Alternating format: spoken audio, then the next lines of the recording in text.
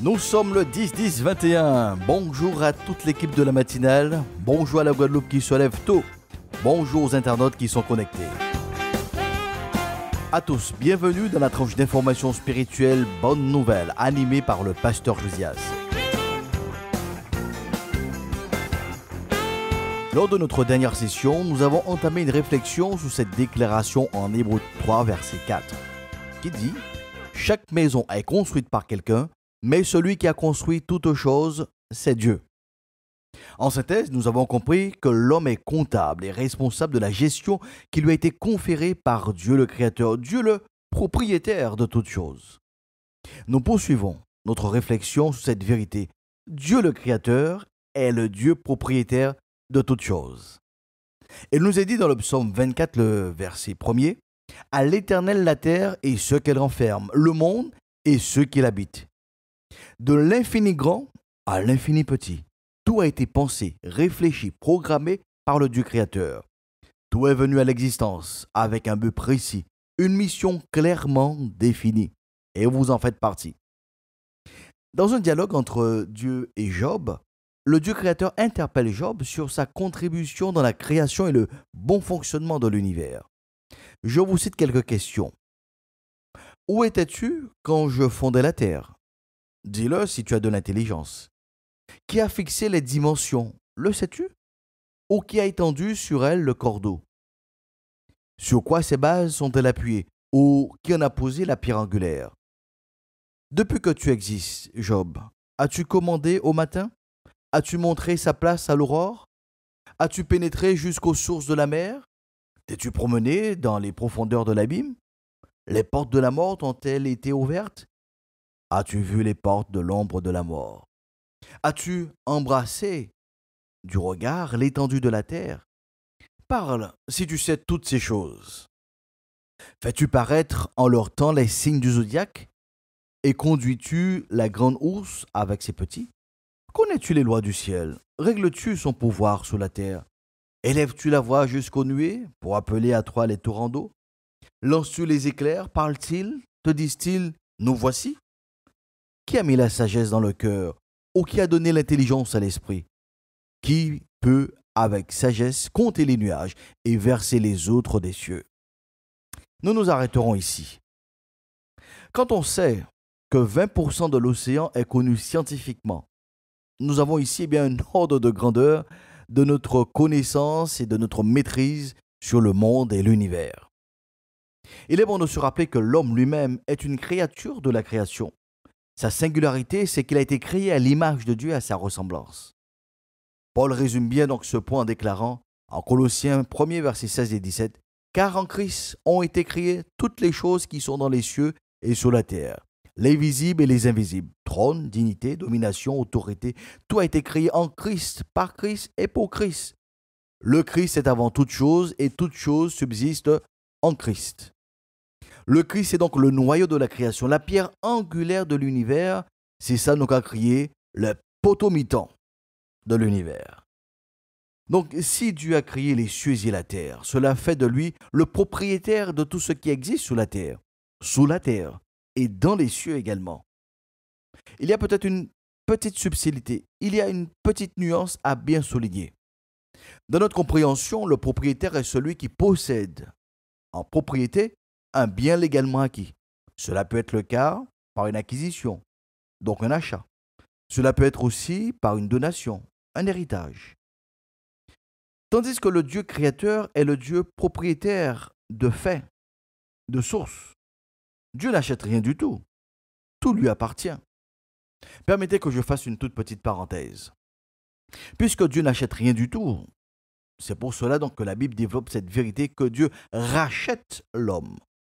En Apocalypse 5, verset 9, il est dit « Et il chantait un cantique nouveau en disant « Tu es digne de prendre le livre et d'en ouvrir les sceaux, car tu as été immolé et tu as racheté pour Dieu par ton sang des hommes de toute tribu, de toute langue, de tout peuple et de toute nation. » Ici, c'est le Christ qui rachète pour Dieu par son sang versé à Golgotha des hommes et des femmes dans le temps et dans l'espace.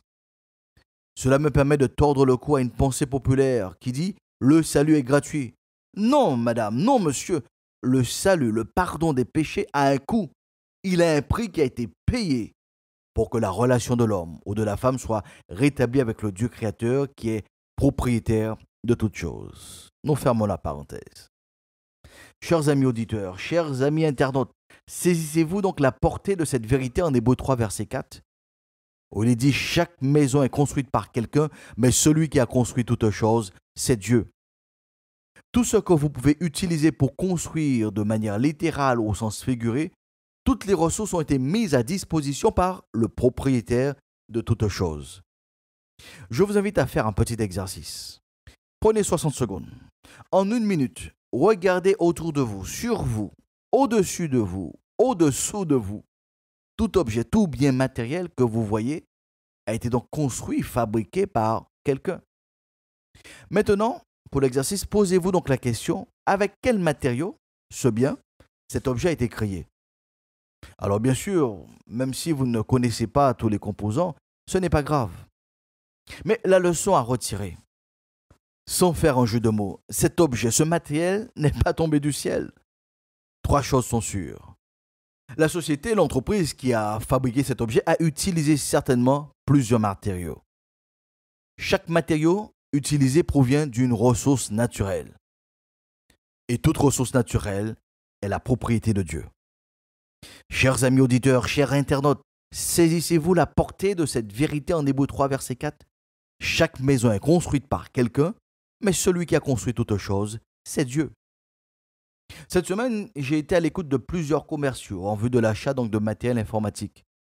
Plusieurs m'ont fait part des difficultés d'approvisionnement de ce type de matériel à cause de la pénurie actuelle des semi-conducteurs dans le monde. Mes recherches m'ont permis de comprendre que le silicium est le matériau semi-conducteur le plus utilisé. Il est extrait donc des mines et la Chine notamment en est donc le plus gros producteur. Tout ce qui nous entoure a été fabriqué, construit à partir de ressources naturelles qui ont été transformées pour la circonstance. Chers amis auditeurs, chers amis internautes, saisissez-vous donc la portée de cette vérité en Hébreux 3, verset 4. Chaque maison est construite par quelqu'un, mais celui qui a construit toute chose, c'est Dieu.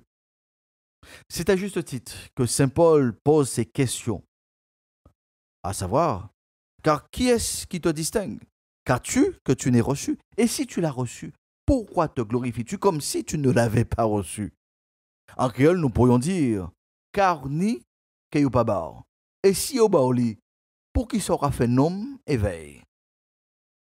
Il est intéressant de souligner le contexte de cette déclaration de Paul.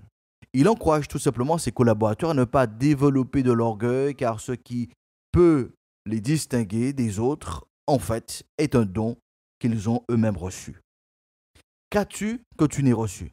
Et si au baoli, pour qui raison qu'a fait nom ou qu'a fait femme éveil? C'est vrai que l'accent a été mis sur les biens matériels dans cette session. Mais ce sont les mêmes questions sur les propriétés intellectuelles et immatérielles, sur nos valeurs, sur notre éducation. Nous sommes toujours le fruit ou la combinaison de d'autres personnes. Vos dons, vos potentiels, votre savoir-être, votre savoir-faire, votre savoir-vivre, votre savoir-devenir. Toutes ces choses sont les résultantes, l'apport de tierces personnes au fil de votre destinée. Qu'avez-vous reçu que vous n'ayez reçu? Et si au baoli, pour qui raison qu'a fait homme ou qu'a fait femme éveil? Voyez-vous, l'humilité ne tue pas. Bien au contraire, l'humilité fait vivre.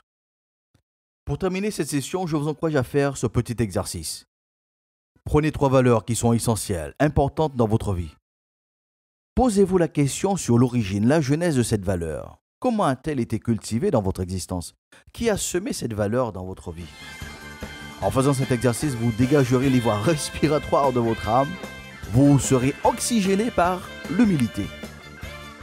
Durant cette semaine, le pasteur Josias reste donc à votre écoute au 06 90 92 77 71.